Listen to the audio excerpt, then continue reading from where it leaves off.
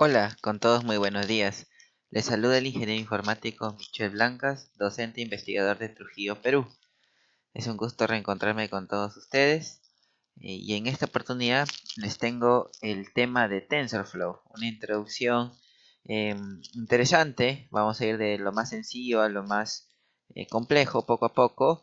Y bueno, y en mi caso, a mí lo que me gusta, siempre me ha importado es eh, el fundamento computacional, llevarlo a la programación. Eso es lo que a mí siempre me ha importado y es lo que voy a priorizar. Además, tengo que asumir que ustedes ya tienen ciertos fundamentos para estos temas, como lo son el álgebra lineal, la matemática discreta, la geometría computacional, un poquito el tema de grafos, visión computacional. Y si es que no lo tuvieran, sería bueno que previamente hagan un repaso de esos temas para poder tener un mejor aprendizaje de lo que es esta librería de Deep Learning. Muy bien. Inicialmente vamos a decir que la unidad mínima para trabajar tensores, para trabajar TensorFlow, perdón, es un tensor. Esa es la unidad mínima y que se compara a un array multidimensional en lo que es el tema de programación clásica, podríamos llamarle, ¿no? Recordemos que la dimensión de un tensor se asemeja a lo que se trabaja en el tema de arrays. Un vector es un tensor de dimensión 1, una matriz era un tensor de dimensión 2 y un conjunto, ¿no?, de matrices con su profundidad será un tensor de dimensión 3 y así sucesivamente. Muy bien.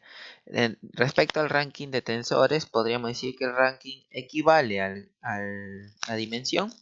Es un apunte importante ya que en muchas lecturas, muchas bibliografías, habla sobre ranking más que dimensión. Muy bien. Eh, Ahora, yendo ya al tema un poquito de la programación, eh, se menciona mucho la palabra shape. Shape significa la forma del tensor. La forma también va de la mano con lo que es nuestro ranking y es un tema a tener en cuenta, ¿no? La palabra shape, sobre todo para la programación que más adelante vamos a ver. Aquí hay un caso interesante que es para un tensor que tiene tres dimensiones o shape 3. Podemos ver que aquí tenemos una matriz que ha sido replicada tres veces, ¿no? En la profundidad expresamos dicho cambio. Esto va a ser muy importante más adelante para cuando les explique el tema de redes neuronales convolucionales. Los tipos de datos que maneja TensorFlow. Tenemos dfloat, dtdouble, dtint8, etc. Vale indicar que en muchos casos TensorFlow automáticamente le aplica el tipo de dato correspondiente. Entonces no es necesario indicarlo. Sin embargo, hay muchos casos donde realizamos casteos o conversiones, ¿no?, de un tipo de dato a otro, o muchos casos donde quizás por comprensión o por optimizar memoria definimos un tipo de dato un poco más pequeño, etcétera, ¿no? Vale indicar esos temas. Recordemos que TensorFlow es una librería de código abierto que forma parte de la empresa Google, que se liberó a partir del 2014-2015 y que hasta ahora continúa en desarrollo. Es por eso que quizás alguna de las llamadas o de las funciones que realicemos, llamadas a funciones, podrían ahora estar deprecadas o tener otro nombre o ya no estar en uso, etcétera, ¿no? Está en continuo desarrollo TensorFlow y hay muchas cosas por seguir aprendiendo. Y bueno, y espero compartir mi pasión que tengo por estos temas. Muy bien, entonces aquí podemos ver que manejamos tensores y flujos. Por eso se llama TensorFlow, ¿no? Flujo de tensores. Y que todo se trabaja como un grafo computacional. Si vemos esta parte, tenemos un grafo computacional. Vale indicar que cuando nosotros operamos tensores, ya sea sumas, multiplicaciones de matrices, operaciones de activación, etcétera, no obtenemos los valores hasta que nosotros corremos o ejecutamos un gráfico computacional. mediante una sesión, ¿no? Entonces, eso ya lo vamos a entender en los ejemplos, pero hay que tenerlo claro de antemano, ¿no? Muy bien, compañías que usan TensorFlow. Hay diversas compañías de las más, digamos, eh, grandes del mundo que utilizan TensorFlow y que van a seguir utilizando TensorFlow, ¿no? Y algo muy interesante es indicar que la competencia de TensorFlow está, por ejemplo, PyTorch, CNTK de Microsoft, Next, etcétera. PyTorch, por ejemplo, también está, digamos, tiene una importante cantidad de desarrolladores, ¿no? Que alimentan esa librería de Deep Learning, que se trabaja mucho en Facebook, por ejemplo, ¿no? PyTorch es más dedicado para los desarrolladores de Facebook, etcétera. Y bueno, igual, digamos que en la estadística general TensorFlow tiene más acogida y sigue en mayor crecimiento, ¿no? Pero también si me solicitaran un una introducción a PyTorch, lo podría preparar, ¿no? De acuerdo a mi tiempo. Muy bien. Los principios de programación de TensorFlow. Ya para ir a lo más importante que es la programación. Como les dije, tenemos dos etapas fundamentales, ¿no? Una que es construir un grafo computacional y la otra que es correr dicho grafo. Entonces, aquí tenemos en el lado izquierdo la parte de building o de construcción y en la parte de derecha la de running o de correr, ¿no? Ejecutar. Entonces, si podemos ver en la parte izquierda, nosotros declaramos dos variables. Eh, es fundamental decir que para trabajar TensorFlow utilizamos el lenguaje de programación Python, ¿sí? En lo que es el mundo de Deep Learning, eh, que es el aprendizaje profundo, etcétera, se utiliza principalmente lo que es Python. Eso es lo que se ha desarrollado más para Data Science, ¿no? Para ciencia de datos. Muy bien. Entonces, ¿por qué? Porque ahorramos definiciones, ahorramos tiempo, ahorramos muchos recursos al momento de utilizar eh, Python, ¿no? Y hay muchas librerías que ya están preestablecidas y nos ayudan con el tema de eficiencia, ahorro de código, etcétera. Muy bien, importamos TensorFlow y generamos dos variables que las declaramos como tfconstant. Así declaramos dos constantes. Hay que darse cuenta que no es necesario utilizar el tipo de dato, ¿sí? No es necesario utilizar el tipo de dato. Si en el número ya le expresamos el punto y, bueno, y digamos la parte real correspondiente. Ahora, si ejecutamos un print, no vamos a obtener los valores 3,4, sino vamos a obtener eh, digamos, la forma del tensor y su descripción, ¿no? Todo su contenido de dicho tensor. Ahora, cuando corremos un grafo computacional es donde ya, si hace mediante un TF session, que lo almacenamos en una variable, ejecutamos la función run y ya ahí podríamos tener dichos valores. Más adelante les voy a explicar detalladamente en código cómo es esa parte, así que esperemos eso. Muy bien, acá tenemos esquemáticamente cómo se trabaja el tema de grafo computacional. Entonces, miren, si definimos una variable a, un tfconstant, pasa más o menos este esquema, y digamos intuitivamente o internamente. Cuando definimos otra constante igual, hacemos una operación, todavía no realizamos ningún cálculo. Ya recién cuando corremos el grafo en una sesión, como está aquí, recién calculamos los valores. Muy bien, y ya posteriormente podríamos imprimirlo, ¿no? Mediante el método run. Listo. Ahora, bueno, las constantes ya les expliqué previamente, ¿no? Una constante simplemente es un valor que lo guardamos, ¿no? Por algún tipo, quizás trabajo muy básico que queramos realizar. Un placeholder sí es importante. El placeholder nos dice que es una promesa de enviarle un valor a un placeholder más adelante. En algún momento va a recibir un valor o puede ser un conjunto de valores también, o de la forma, de la dimensión que nosotros requiramos. Muy bien.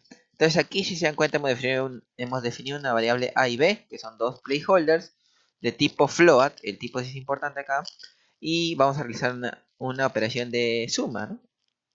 Lo hemos guardado en otra variable, corremos la sesión y finalmente ejecutamos el método run. Ahora, si nos damos cuenta, como primer parámetro recibimos la variable donde se almacena el grafo de la suma y para ejecutarlo en el segundo parámetro ya le enviamos los valores correspondientes que irán al placeholder, que en este caso son es un vector de 2 elementos, ¿no? Entonces, si ejecutamos esta suma, lo va a ejecutar el primero más el primero y el segundo más el segundo. Ya lo veremos más posteriormente en la programación. Cuando tenemos una variables, la idea de variables es ya prepararnos para lo que posteriormente les enseñaré, que es el tema de entrenamiento, ¿sí? Entonces, por lo pronto, en lo más básico les voy a indicar que una variable se define así, ¿no? Con tfvariable le damos un valor, por ejemplo acá está punto 3. Punto 3 quiere decir 0.3, ¿no? El tipo tfFloat32. Muy bien. Menos punto 3 quiere decir menos 0.3. Ahora tenemos una variable x también que es un placeholder. Y aquí estamos ya introduciendo un modelo lineal muy simple, el modelo lineal más simple, ¿no? Que la ecuación es una recta de doble x más b. Vale indicar que esto vamos a hacerlo para un poquito ya ir especificando cómo trabajar variables y la pérdida, ¿no? Que ya les voy a explicar posteriormente. Eh, para poder trabajar con variables, si no el código nos da un error, hay que utilizar esta llamada, que es tf.global variable initializer. Esa es fundamental. Y hay que asignarlo, ¿no?, a una variable con el nombre que nosotros querramos. En este caso le hemos puesto init. Tenemos que hacer un método room a ese init y ya posteriormente podemos hacer un método de correr, ¿no?, room para las variables correspondientes, ¿no? Para las variables correspondientes que ya hagan todas sus operaciones correspondientes. Recordemos que en el segundo parámetro no siempre tenemos que enviar todos los datos que no están todavía llenos, ¿no? Los placeholders. En este caso nuestro x es un placeholder que le estamos asignando los valores, ¿no? 1, 2, 3, 4. Muy bien. Ahora, ¿cómo incrementamos la eficiencia de un modelo? Para incrementar la eficiencia de un modelo tenemos que hacer algo fundamental que se llama calcular la pérdida. La función de pérdida lo que mide es qué tan lejos nuestro modelo está del entrenamiento de la data que le hemos dado, ¿no? Muy bien. Entonces, y eso calculamos la pérdida y actualizamos las variables, los pesos, etcétera, los días, todo lo que tendremos que actualizar y así estaremos en un bucle hasta que llegamos a una pérdida, un loss muy pequeño o que sea cero, también podría ser en unos casos, pero por lo general se busca una pérdida pequeña, más no una perfección. ¿Por qué? Porque no sería lo ideal. Ya más posteriormente le voy a explicar el tema de overfitting, underfitting, etcétera. Muy bien. Ahora, cuando hablamos de cálculo de la pérdida, que es cálculo de la pérdida, vamos a explicar un poquito un par de funciones nuevas que se llama tf-square y tf-reduce-sum. Es muy fácil. Lo que vamos a hacer ahí es para cada salida, ¿no? Para cada salida de linear model, ¿no? Para cada uno de los valores que vayamos calculando, eh, este, con eh, para el linear model, ¿no? Con el y también que va a utilizar acá, vamos a calcular una resta, ¿sí? De las raíces cuadradas y finalmente lo vamos a acumular mediante una suma. Este de acá está aplicando el algoritmo a ver, el algoritmo de eh, error mínimo cuadrático, si no me equivoco es el nombre. Eh, si me equivocara, la disculpa del caso. Ustedes saben que hay tantos algoritmos, tanta teoría que un pequeño error se puede cometer. Pero, eh, pero por ahí va el tema, ¿no? Es la minimización del error cuadrático, ¿no? Muy bien. Y ya en la programación, como les digo, ya voy a hacer esos ejemplos. Ahora, para la reducción de la pérdida, ahí sí hay que utilizar un tema eh, o sea, la reducción de la pérdida lo que trata es de encontrar los mejores parámetros, pesos, para nuestro algoritmo de aprendizaje, ¿no? En este caso, tenemos que utilizar, hay un método muy fundamental que se llama el gradiente descendiente, ¿no? El gradiente descendiente, la idea más simple es un ejemplo muy clásico que se hace para este tema es que si estuviéramos en la cima de una colina, ¿no? Abajo un valle, queremos llegar al río que está no más abajo y estamos a ciegas, estamos vendados los ojos. Entonces, ¿cómo hacemos para llegar desde arriba, ¿no? hasta la laguna o el río a ciegas? Entonces, esa teoría de la gradiente descendiente nos va a permitir eh, elegir el camino correcto para ir bajando y acercándonos a la meta, ¿no? En este caso, la reducción de la pérdida será lo mismo, ¿no? Tenemos que ir reduciendo hasta que llegamos a lo que buscamos. Ahora, este valor 0.01 que está aquí se llama la tasa de aprendizaje. Esa tasa de aprendizaje eh, lo que significa es qué tanto vamos a avanzar en cada paso, ¿no? De reducción de la pérdida. En algunos casos, generalmente eso es un valor pequeño. ¿Qué tan pequeño? Ya se determina según la experiencia y etcétera de temas que podemos ver en otros posteriores videos. El tema de redes neuronales es muy complejo, es un arte, o sea, eh, tenemos que ir creciendo y madurando en ese tema. Eh, Entonces, en este caso, un valor 0.01 quizás es uno que regularmente se usa, ¿no? Como una conveniencia, o un 0.001, ¿no? Generalmente esos valores se usan. Eh, ¿Y será que tanto saltamos, no? Es como que yo le diga, en 10 pasos llegamos al, intentamos llegar al río, ¿no? Entonces, y veremos qué tan cerca quedamos, por decirles. Entonces, eso se refiere a la reducción de la pérdida, ¿no? Mediante esta función, Gradient Descent Optimizer, y aquí hay una función más que se llama Minimize, ¿no? Para tratar de minimizar la pérdida. Eso nos va a permitir, ¿qué cosa? Que nosotros actualicemos nuestros valores W y B que previamente definimos por aquí, si no me equivoco. Este W y este B empezaron en punto 3 y menos punto 3. Entonces estén por seguros que tras ejecutar este bucle de 1000 iteraciones que le hemos dado como referencia, por si acaso este número 1000 ha sido aleatorio, este W y este B han cambiado. Entonces es un tema, como les digo, muy apasionante, muy interesante, que poco a poco se tiene que ir descubriendo y avanzando. Muy bien, ahora vale indicarles también que generalmente yo uso la bibliografía en inglés, por lo que eh, considero a manera personal que está un poquito más orientada a lo que a mí me importa, ¿no? Que es la programación y lo demás, ¿no? Más que a la teoría, porque en muchos casos en la bibliografía en español mucho lo toma de una manera conceptual más que de llevarlo a la programación. Entonces yo generalmente utilizo bibliografías en inglés, en portugués o otros idiomas. Muy bien.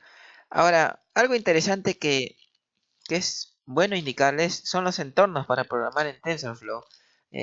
Hay diversos que se podrían utilizar, pero quizás los más relevantes son el TensorBoard, que está en continuo desarrollo también, que es digamos que es como una plataforma donde podemos construir nuestros grafos, ejecutarlos de una manera intuitiva, visual, para saber qué es lo que pasa internamente, paso a paso, ¿no? Tiene sus ventajas, sus desventajas, pero yo considero que es más para usuarios que de alguna manera u otra buscan hacer o ir generando su aprendizaje todavía, ¿no? Eh, Porque en el caso de cuando ya uno es más avanzado, al menos a consideración personal, yo les recomiendo calificarse bien en lo que es Jupyter Notebook y Google Colab, que es un Jupyter Notebook, pero que está en Google, ¿no? Que tú accedes a tu cuenta de Google y puedes acceder a una hoja de Google Colab que hará las mismas funciones que este editor que yo al menos yo les voy a enseñar en Jupyter Notebook cómo trabajar y eh, generalmente, o bueno, o a mi manera de entender, es el mejor, ¿no? En la actualidad. Quizás más adelante salgan muchos más, pero eh, en la actualidad yo considero que es el mejor. Muy bien. Algo que decir respecto a Google Colab, que en algunos casos, si tuvieran una laptop quizás muy antigua, con muy baja memoria, con muy pocos recursos, entonces podría ser Google Colab una solución para que hagan sus pequeños entrenamientos, ¿no? Tiene muchas desventajas. En este video no quiero entrar en, digamos, mucho diálogo de esta plataforma para Deep Learning. ¿Por qué? Porque no es el objetivo del video, ¿no? Pero quizás una desventaja principal que tiene es que, si no me equivoco, cada 8 horas se reinicia la máquina virtual, ¿no? Es como si ustedes accedieran a una máquina virtual y pierden todo lo que han avanzado trabajando. Esa es la gran desventaja. Muy bien.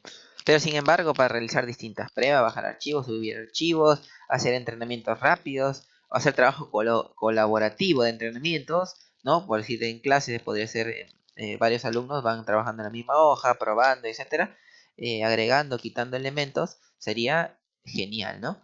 Este, pero yo, como les digo, mi trabajo va a ser explicarles en Jupyter Notebook. Muy bien, entonces ahora vamos a lo fundamental que les he prometido, que es el tema de la programación. Rápidamente está por aquí. Ah, ya. Inicialmente les indicaré que, bueno, yo estoy trabajando con el eh, software Anaconda, que es un software para Data Science, que tiene múltiples, digamos, aplicaciones, ¿no? Aquí está el Jupyter Notebook que yo les indico. Está otro software, Spider, que es muy interesante también. En algunos casos pueden combinar estos dos, pero generalmente yo les digo cómo trabajo en resumen. Yo voy haciendo mis pruebas acá paso a paso, voy viendo el paso a paso, voy viendo cómo evolucionan mis algoritmos, cómo va mejorando, cómo va creciendo mi trabajo, y luego hago un solo compilado en un archivo de Python y lo ejecuto en un Spider a manera como si fuera ya un script preparado, ¿no? Listo, sin nada más que ejecutar y ver los resultados o qué sé yo. Entonces, para ir preparando nuestros datos, nuestro entrenamiento, todo, en mi opinión, el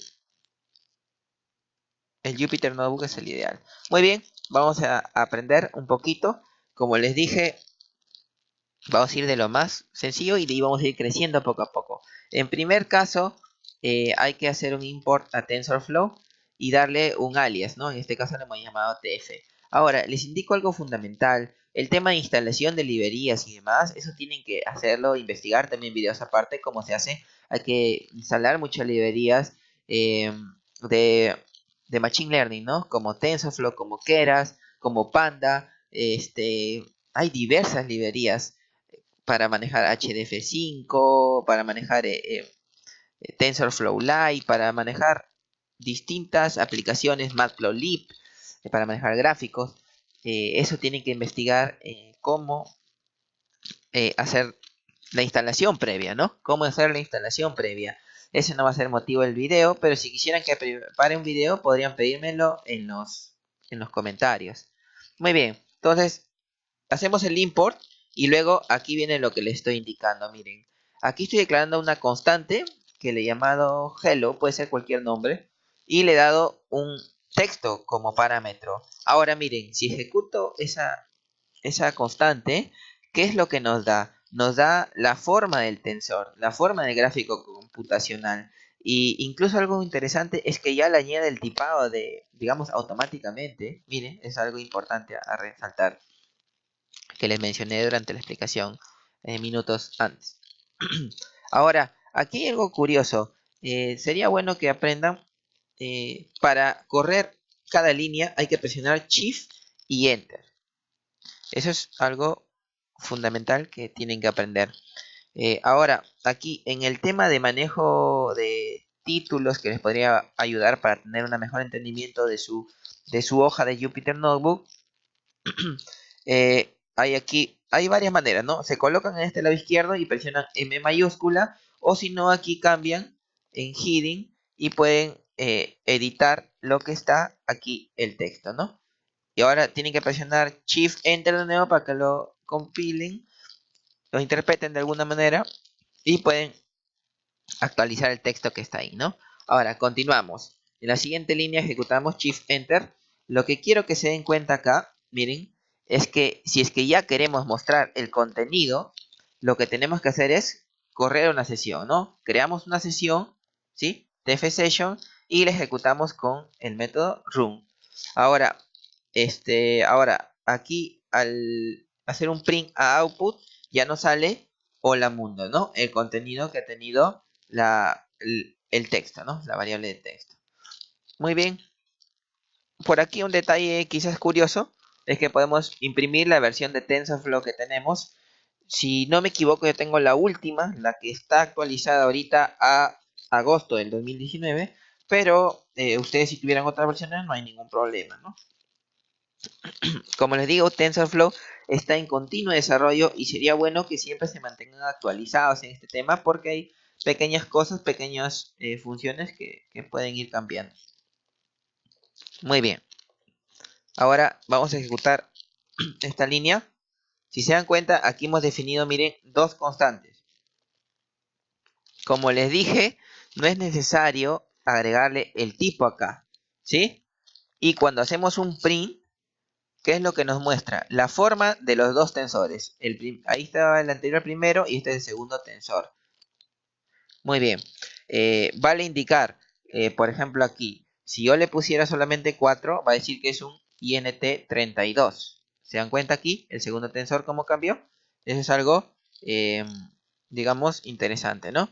Ahora, si queremos mostrar ya los valores 3 y 4, ¿qué es lo que hacemos? Corremos la sesión, ¿no? El grafo computacional lo ejecutamos mediante el método run y lo mostramos. Ahora, aquí, bueno, si queremos mostrar los valores, ya eso es codificación de Python, ¿no? Tienen que agregar los corchetes porque si no les va a dar un error. Muy bien. Ahora, aquí ya he colocado un título, multiplicar dos constantes, muy fácil. Si se dan cuenta, aquí hemos puesto dos constantes A y B y, y una variable C donde almacenamos el producto. Ahora, si mostramos C, nos va a dar, a ver, algo curioso es que si queremos mostrar una variable solita, lo podemos poner abajo y sin el print y lo muestra, ¿no? Pero generalmente yo les recomiendo que se acostumbren a poner el print, por lo que si quisieran mostrar múltiples variables y no ponen el print, solamente les va a mostrar la última que han ejecutado, ¿sí? Que es la de más abajo. Si le agregan el print, sí va a salir todas las que ustedes consideren pertinentes. Esos son detalles ya para que ustedes van a ir mejorando en la programación, ¿no? Ahora, si lo ejecutamos aquí, nos va a dar el valor de la multiplicación.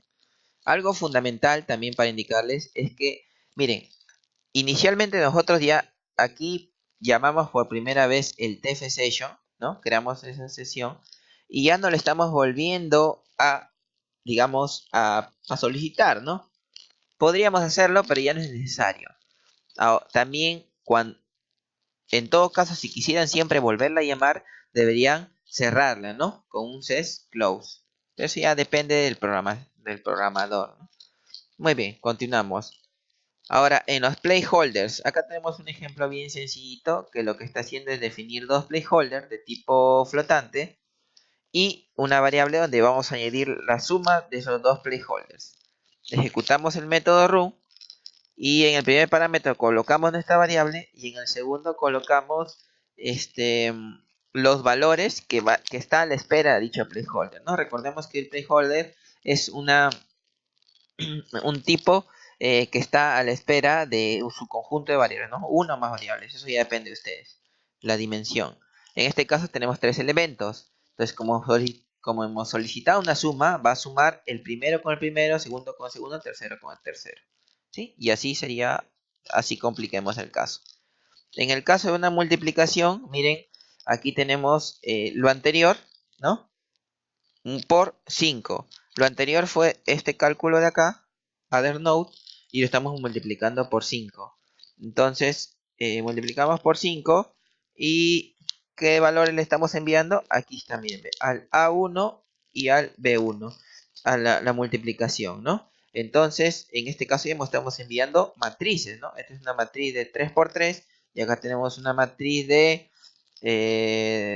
3 por 3 y esta es una matriz de 3 por 3 también, ¿no? 3 por 3.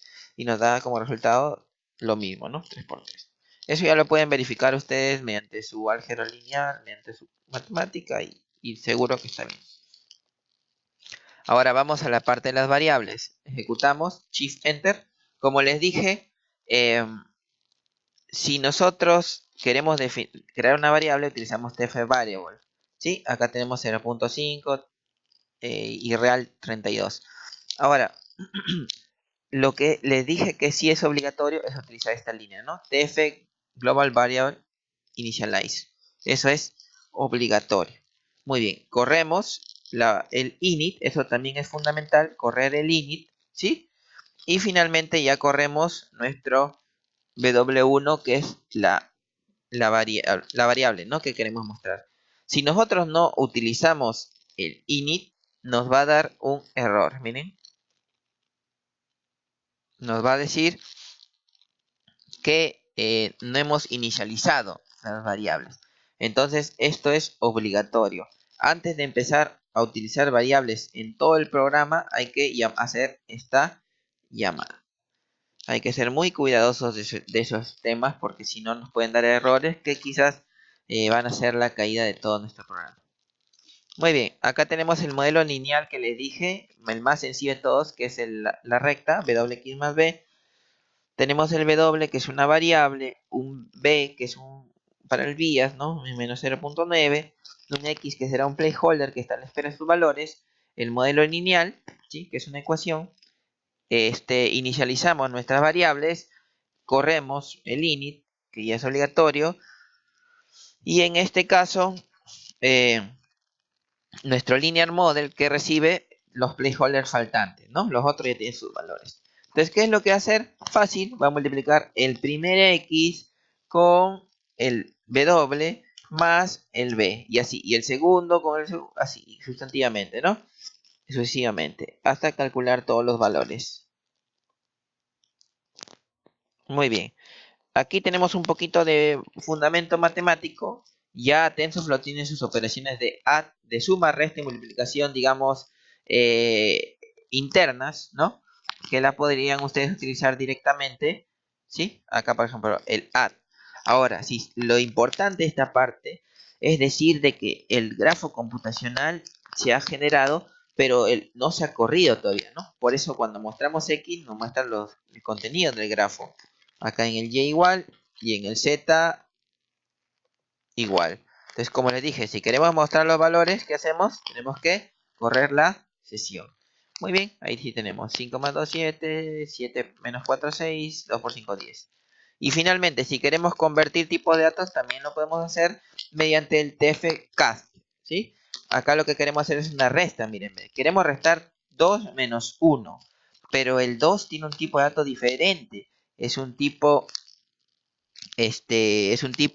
real, ¿no? Entonces queremos convertirlo, acá en el segundo paso ponemos a qué queremos convertir, que es a un entero, y para que pueda restarlo a la constante, y ahí sí se puede, ¿no? Ahí sí se puede.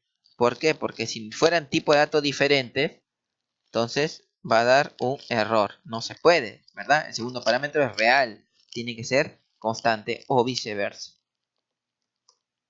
Muy bien, entonces por ahora eso es lo que voy a poder hablarles respecto a lo que es TensorFlow, una introducción muy sencilla. Poco a poco hay muchos videos que ya estaba preparando, digamos, la parte de las diapositivas, del fundamento.